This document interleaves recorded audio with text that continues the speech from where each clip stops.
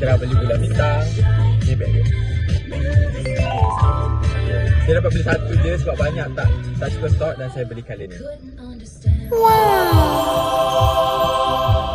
Okey, semua ini yang paling. Okey, tak apa. Sini. Kita sebab kita buat sambil jalan ni driver dia. Betul ke jalan ni? Okey, nanti kita sambung, okey? Nanti kita sambung. Bye.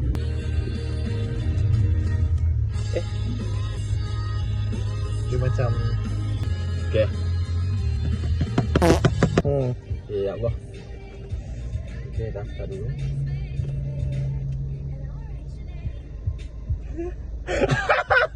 Sabar dah.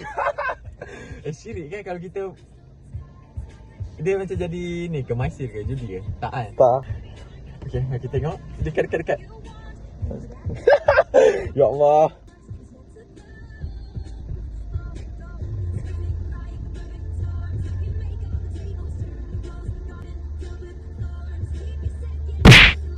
Tilah. Ya! Sumpah tak best. Okay, memandangkan tadi kita dapat voucher tilas je. So aku decide untuk membeli lagi satu. Tengok effort tau. So aku beli lagi satu. So mari kita tengok.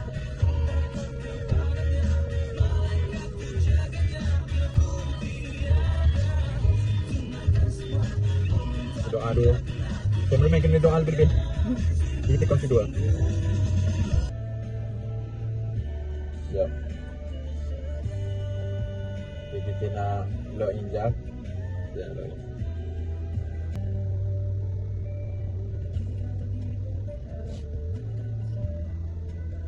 Okay. Sabar. Nampak tak? Nampak. Okay, doa dulu. Ya Allah. Ya Allah, berikanlah dapat kereta, ya Allah. Doalah sekali, cameraman. Apa? Okay.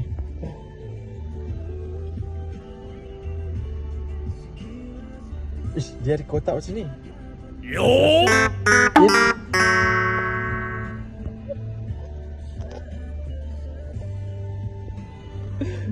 Dia. Sumpah tak vibe. Kau bila punya tilas. Dah lah.